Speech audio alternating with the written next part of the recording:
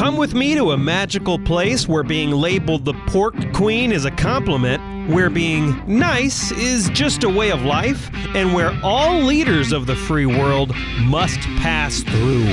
Welcome to Iowa. Whether you're a current Iowan, an Iowa expat, or an Iowan at heart, this show is for you. This is the Iowa Podcast. Real Iowans, real talk, no drama. I'm Justin Brady from the Brady Dental Care Studio, and we have more people today than we've ever had in the studio because we have some students from Leadership Iowa joining us. 2 on the mic, 2 off the mic. We'll rotate halfway through, see what happens. But right now we have Andrew Jesus on mic 2, which doesn't really mean much to anybody. But we have Andrew Jesus here and Dashae Lee. And then, of course, we're going to go to another set of students later, Travis Mitchell and Liv Cramer. Did I get that right, guys? They're over in the corner. So peanut section. You can throw peanuts if you have any at the people in the hot seat right now. But thanks for joining me, everybody. Appreciate it. Thanks for having us. Yeah, thank you for having us. As a reminder, everybody, weekly we bring you a new incredible Iowan to listen to with some information you probably don't know about. If you want to be clued in to what's going on, you should probably subscribe to Apple Podcasts, Spotify. We're all over the place. We're even in iHeart. You going to subscribe, Andrew? Oh, of course. Okay, good. Good answer. Good answer. We're not going to edit that out either. I have evidence. So I appreciate all of you coming in here. Like I said, we're going to rotate about halfway through, see how we do. You guys can, by the way, take pictures if you want of them. Good. Perfect. Perfect. I'll just charge you for photo rights. Just kidding. Yeah, I'll charge you. Send it. So no, I appreciate you coming in here. Andrew, looks like you're going. You're originally from Omaha. You're going to ISU. You're a junior. You're going to aerospace and computer engineering. And Dashae, you're from Clive. You're in DMACC. And then you said you're transferring out into ISU. You're a sophomore. Right? Yes. Okay. So I'm doing the 2-2 program, and then I'll be going to ISU for like us. It's kind of different, but it's like fashion, like culture, something like that, justice, and then sustainability. Those would be my 2 minors. Okay, got it. So I have no idea what any of that means, but we'll get into all of it because this is a learning experience for all of us. Yeah. So actually, let's start with you, Dashae. Why are you in communication right now? What are your future plans? Just give us an overview of why you've picked the programs you're in right now. And a brief overview, and we have a lot of more questions too. Yeah, so I'm a talker. I love to talk. I've always gotten in trouble for talking. So I decided to major in something where I wouldn't get in trouble with, which is talking. And I am a big believer in sustainability, specifically when it comes to fashion. I'm trying to make this world a better place, but still look good while doing it. So that's kind of why I picked the major that I have right now. That's a lot of stuff. Andrew, how about yourself? Well, I really got into aerospace thanks to my grandpa. My dad's side of the family is from Guam, so Air Force family is how we got around. Ended up in Omaha, and I just lived near the airport and the Air Force base, and as a kid driving or biking around or doing whatever, and got this big jet fly by. I'm like, that's kind of sick.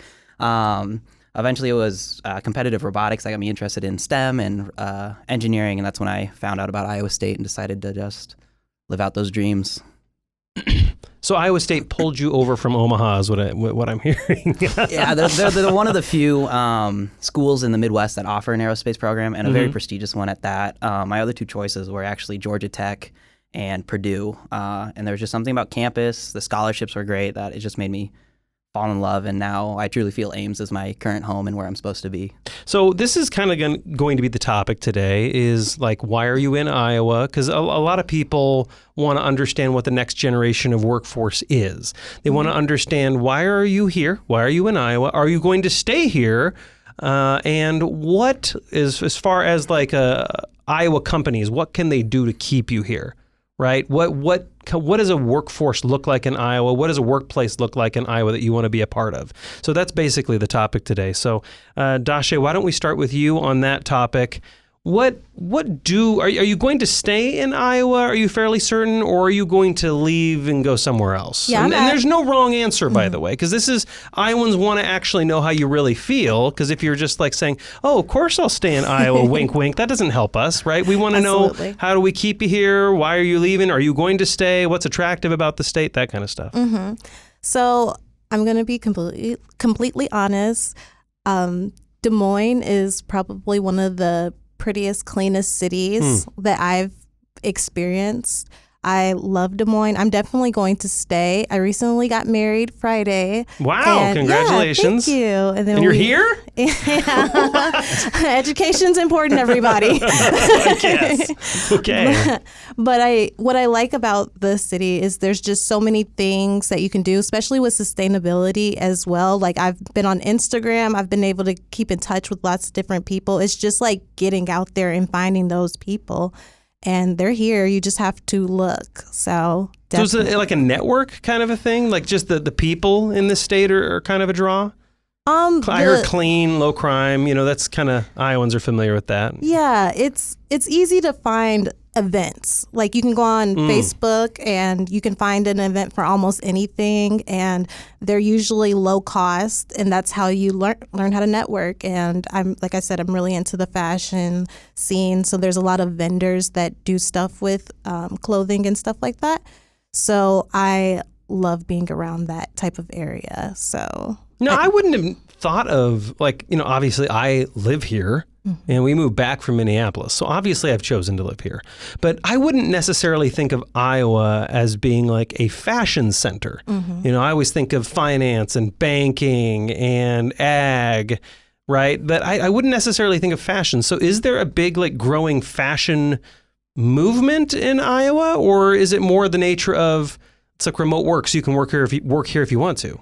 So for me, what I've been noticing is a lot of people are buying, reselling, and finding vintage ways to repurpose clothing, which is super cool. And there's lots of different events that people can do with fashion and stuff like that. So I just really like how everyone is constantly having events, and then it's easy to get involved in those events and stuff like that. Like I work at the Picker Nose. It's an antique shop, and we just had a whole entire vendor day, and there was just a whole bunch of different clothing, and these people have they work outside their home. They have little vendors in our stores, and it's just crazy amount of clothing that you can, so maybe not high fashion, but sustainable, friendly, easy fashion that's affordable for everybody. Yeah, okay. Andrew, how about you? Is this a staying in Iowa kind of thing? You're going to go somewhere else? Where are you at? So I'm not sure. Growing up, I always thought I was a homebody. I was the youngest of three boys. I was a mama's boy. I always told my mom I'm staying in Omaha, going to that college, never leaving. But of course, here I'm in Ames. I lived in Dallas for a little bit on an internship. So there's a world to explore is how I feel. I'm not sure where settling down is for me yet. I'm 20, still got a lot of time ahead of me. There's definitely a lot of draw, not just Iowa, the Midwest. Everybody's friendly. I have so many people from Iowa State who's from the East or West Coast, and they're like, honestly, it was the people. One of my closest friends, she came, and what sold her was somebody just kind of saw them touring campus and offered to give them a tour, and all the other colleges they visited didn't do that for them. Cost of living's low. It's very less stressful for me as a student, as a new young professional, to be able to know that I can afford an apartment, afford a house. The opportunities there. And then from LIU, I'm just learning so much more about the opportunities out there and just how wide the reach is of possibilities within the state. So for both of you, is it more a stability kind of thing? Is that kind of the big draw for the state? And correct me if I'm wrong, and anybody can answer that. I'll let you answer it first. I would say kind of yes. I guess it's just growing up in the area. You kind of know what I'm getting into if I stay in the Midwest. And yes and no, because also there's a lot of change going on, especially with our farming communities. We had a talk here with the Iowa Soybean Foundation and what's all going on in that, and the new technologies going in there. So it's stable, but there's a lot of dynamic parts that are changing every day here. Yeah, I definitely agree with you. It's a great place to raise a family. I don't have any kids right now, but I grew up in Iowa, and I've noticed that it's a good place to raise family and find a stable job that you can enjoy and love. And yeah, I I think it's a great place. Not sponsored. The state of Iowa is in here shelling out money to these students right now. That's super funny. So like when I was in college or when I was in high school, actually, I remember that it was the cool thing to get out of Iowa, right? Everyone's like, oh my gosh, I want to get out of Iowa. And then of course, I don't know if I ever had that attitude. I was kind of like, I'll go wherever there's an opportunity. But I eventually came back to Iowa, families here, like you guys have said, low cost of living, low crime. And it's always funny to like, you go to another city in rush hour and you can't get anywhere and you come here and you're like driving a normal speed. Yeah. It's pretty funny. What are some things, and don't worry, over here in the Peanut Gallery, I'm going to ask you guys some of the similar questions, but what are some of the things that you'd like the state to work on? Because you're going to be entering the workforce a couple years probably, right? Somewhere in there, 2, maybe 3 years. So what are some things that you want to see by the time you graduate? Because employers, about 2 to 3 years, they can organize and they can shore up their businesses and do X, Y, and Z by that point, probably. So you kind of have an opportunity to talk to them and say, hey, like, here are students like me. Here's what we want. Yeah. Can I answer Yeah, first? go right ahead. Yeah, I would love to see the nonprofits like collaborate more, because what we've learned that we have a lot of nonprofits. So if we have a lot of nonprofits, it's good, kind of, but then it's oversaturated. So I would love to see more nonprofits maybe collaborate so then more resources are available. And I would also like to see more resources just being pushed out so people can know all these things. Like, being in this program, I learned so much about just everything that's going on that I wouldn't have known if I wasn't in this program. I wish it was more accessible to the people. And when you say nonprofit, like, are you saying, maybe help me understand this a little bit, because you're entering the workforce. How does a bunch of nonprofits collaborating like make a workplace more interesting to you? Or are you just saying the state in general, you want to see some improvements? Well, I'm thinking of quality of life for all Iowans, not just like people that like are in the workforce or like making, a decent amount of money. The people who aren't making a decent amount of money, I would like to see more resources available for those. Okay. Andrew? Yeah, I would do a similar note on that. A big thing for me is education. I'm where I am now because of supplemental education opportunities.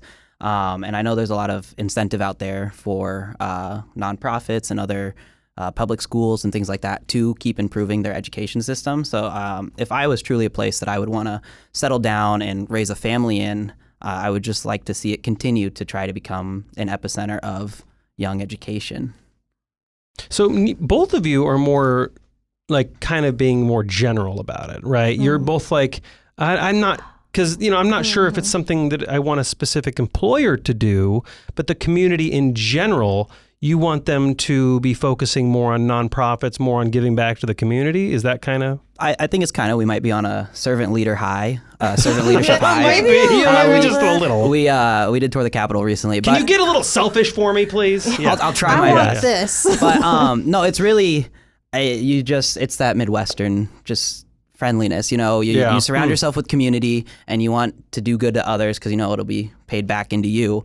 So it's selfish in the sense of, if I have kids, I want them to have the best education. And one company I don't truly believe can just better my kids' education. I think it has to be a statewide thing where everybody has to work together on these common issues. And especially in like today's world, like we just see more and more polarizing things. So it's truly more heartwarming, and just better to see when people with many differences from all walks of life come together for a common cause. So one of the things that employers are like really struggle with, maybe you may not know this, but one thing they really struggle with is attracting talent. It's a constant problem.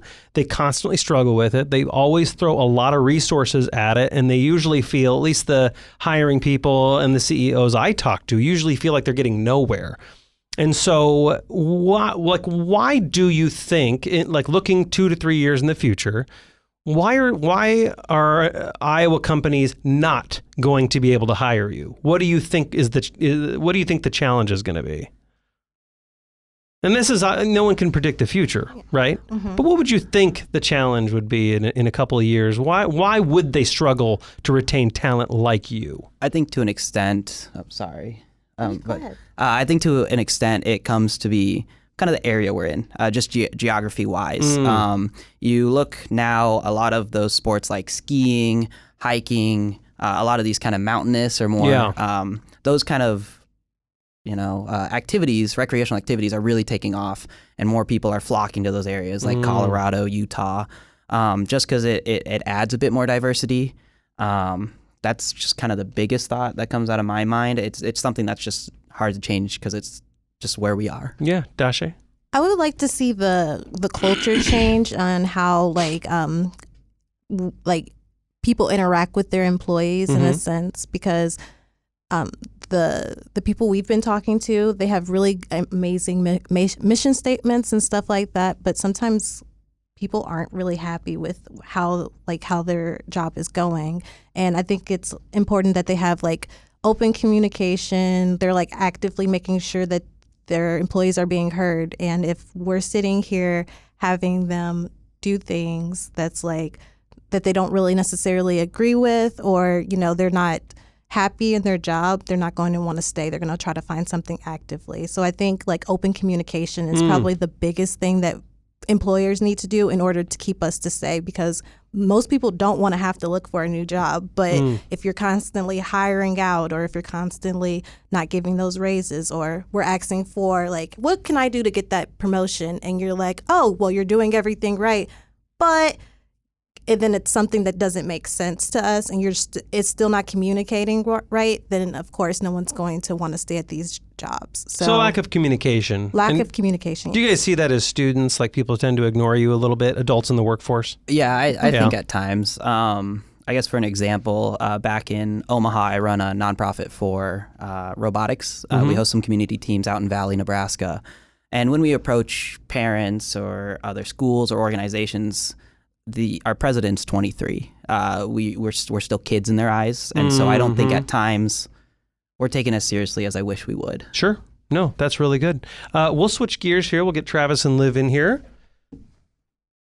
We're going to go to Travis Mitchell next. And Olivia, I can't see your name tag. Just Liv Cramer. Yep, that's next. Central College, and my story's a little confusing. Okay, well then why don't we let you briefly tell your little confusing story? Yes. Okay, so I'm originally from Southwest Michigan. I have been in Iowa for the last 2 years, attending William Penn University.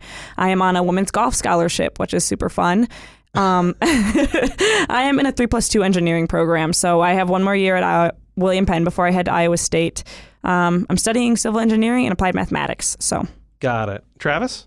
Yeah, so I'm going to Central College right now. I'm studying communications and international relations. Okay, got it. So let's continue then the same question we were asking Dashae and Andrew, which is, what do you want to see? Where we left off with them, obviously, is, and for those that are at home listening, we have 2 mics set up here, 3 mics, and so we did a quick switcheroo on you. So we have 2 new people on the microphones, but they were kind of, the topic we were talking to them is, what do you want to see in the future workforce by the time you get in it? So maybe 2 to 3 years. So I'll kind of open it up to you guys to talk about that, but I also want to address some of the specifics they said as well. Yeah, so what I am really wanting from Iowa is I want some more solutions to some global problems right now. Being especially from a manufacturing and ag standpoint, I think we're doing a lot of talk, but I don't see any offers for those jobs. Now, offers, what do you mean by that? So I see a lot of people saying, here's what I do in my job, but none of those jobs are actually available for hiring. They're all, senior leadership, but I think it's very important to have some of those jobs at some of the more entry level, some people who can, I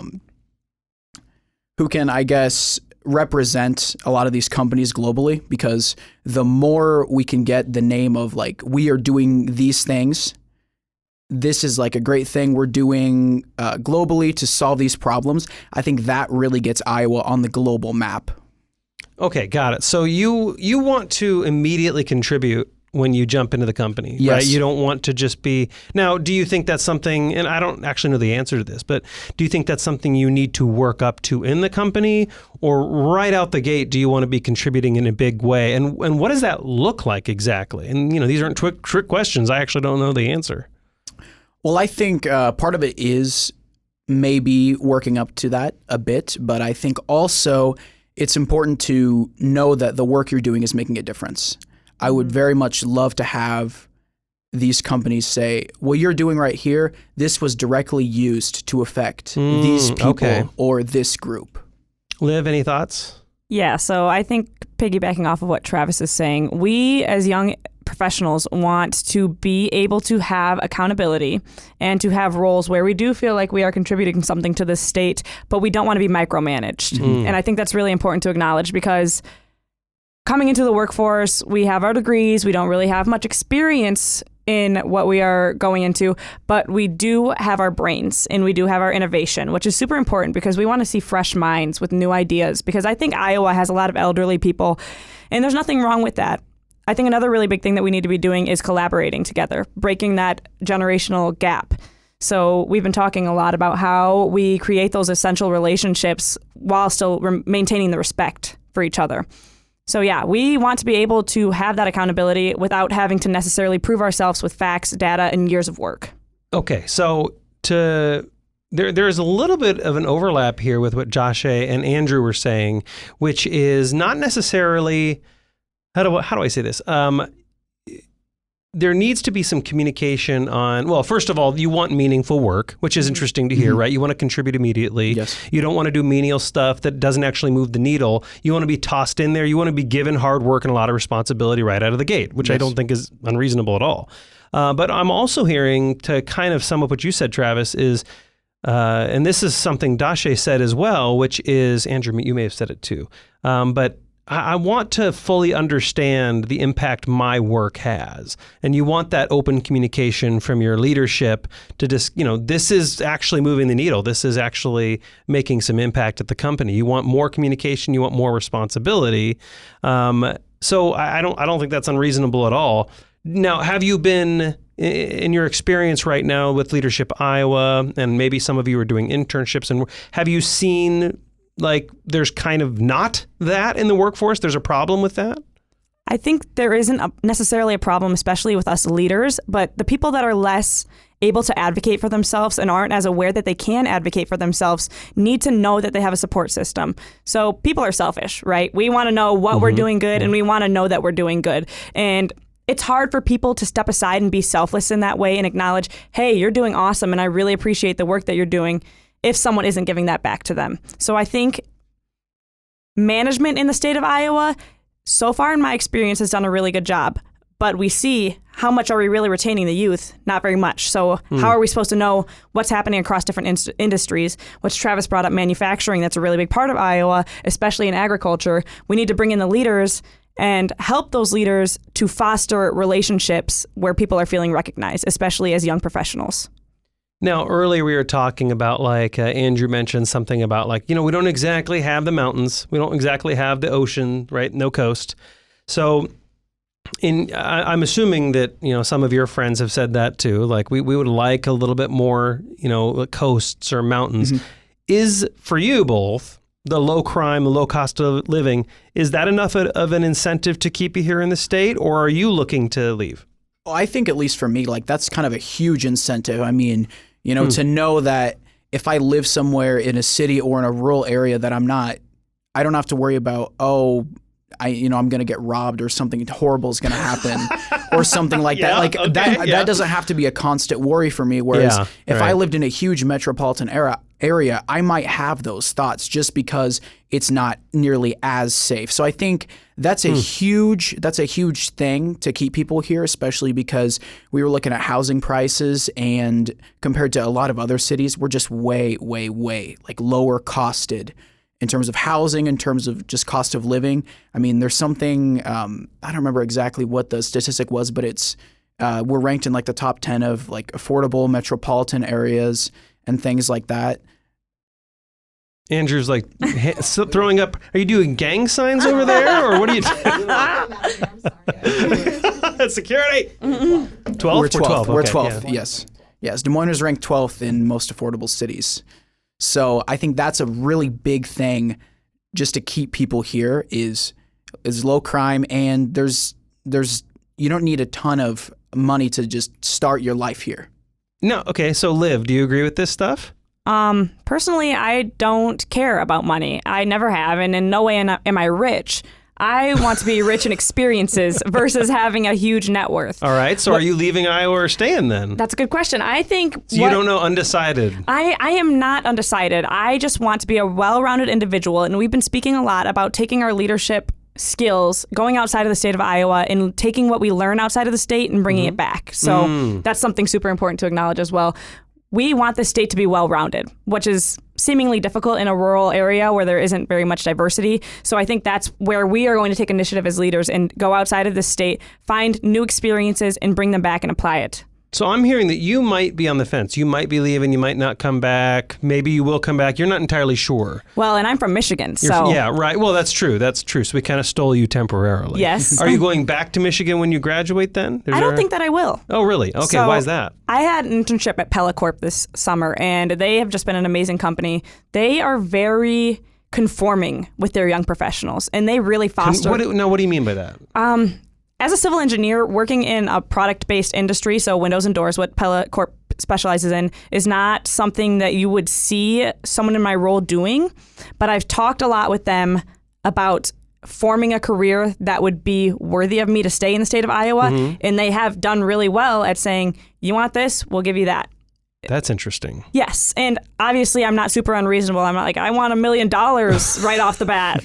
I mean, but if you can get it, let me know. Yes. Like that's pretty great. And that's, I really want to talk about that as well. Another big thing in the state of Iowa is people are not being paid what they necessarily see others being paid outside of this state. Yeah, that's true. But I don't think younger people understand that the cost of living in Iowa is lower, hence the salaries are lower. Right. They are wanting to be out at the bar saying, oh, I'm making more money than my friend down in Texas is making, which we have to really put that into a frame of reference. And I think that's another big thing with awareness with companies is instead of just saying no to a salary raise, you want to say no because. Right, yes. Right. And that's a good point because I was just in San Francisco, which, you were talking about crime earlier, Travis. Ooh, that's an interesting place right now. It's too bad because San Francisco's gorgeous. Yes, beautiful city. And right now it's just a disaster. And yeah, like I was talking to my Uber driver and I'm like, oh yeah, house in, Iowa, you can get a pretty good house for $225, like a pretty good house. And he's like, you can get like a shack that's on fire here. Yes, like nothing. So that to your point, this is interesting because when I was about your age, people weren't talking about housing prices. They weren't talking about stability. They weren't talking about crime levels. That wasn't even on their radar. So why do you think that is it just that you're in Leadership Iowa, or are your friends also talking about this stuff? Like in your age group? Are people generally concerned about like low crime and stability? I'm seeing a lot of nodding heads. Yeah, so I know like it's interesting. At least like a lot of my peers and my friends, we are all talking about how a lot of us are afraid that if we move out of state, we're not going to ever be able to afford a house. Really? Yes, that's like a big thing is like, are we going to be able to make enough money and to save even if like you get married and things like that? Because the generations before us have had way like lower housing prices and all these things and salaries to compensate for that, whereas now in some places we've seen wage stagnation that has led to houses becoming completely unaffordable. And I'm not, at least me, I don't want to rent for the rest of my life. Absolutely not. I think that buying a house is one of the best ways to become economically advantaged. Liv, anything to add? That's a really good question. I have never considered any of these things necessarily. As far as money is concerned, like I said, I am more interested in experiencing things. Yeah. So, there's nothing wrong with that, by the way. Like I'm seeing a lot of nodding heads on the stability, but you're like, no, I want to go try some. Then there's nothing wrong with that.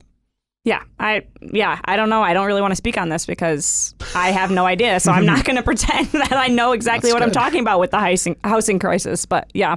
So like your perspective then, let's zoom in on that a little bit. And I'm assuming that all of you in here have friends that are kind of like, I want to try some new experiences. What does that mean? Does that mean going to New York City, like Manhattan, or is experience simply like, I want like mountains or I want an ocean? Like what does that mean? It's funny you're saying all these more tangible things because I'm trying to move away from tangibility in my life and have a huge emphasis on people. Oh. Which is something that the great state of Iowa offers really well. So we were speaking about how as a young professional in a lot of these Iowa companies, if you approached an executive and told them that you wanted to sit down and have coffee with them, they would sit down and have coffee with you. Yeah, they probably would. Yeah, and that's one of the great things. I don't want to highlight too many negative things about the state, but I want to really talk about what is keeping me here now because I have no obligation. Yes, I'm on a golf team, but I could walk away at any time that I wanted to. The fact that the people in this state are so welcoming. And we say maybe it's just the Midwestern vibe, but I really think that this state embraces it because in Michigan, and it might just be because I haven't been there in a while, but the people were not necessarily as welcoming as they are here. Yes.